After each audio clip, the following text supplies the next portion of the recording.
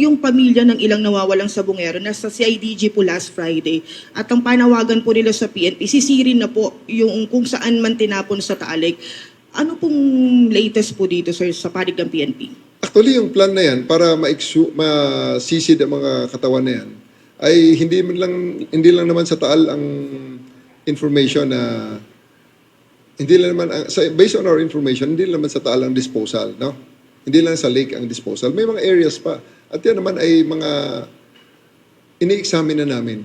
Pwede po bang malaman kung saan po ito? Province, regions? Sir? Tinataguan natin muna para pag sinabi ko, di hinukay na kaagad nung mga gumawa nun. Sa tulad, pagpapasensyahan nyo. Pero ang totoo niyan is, hindi nga natin to, we are leaving no stones unturned here.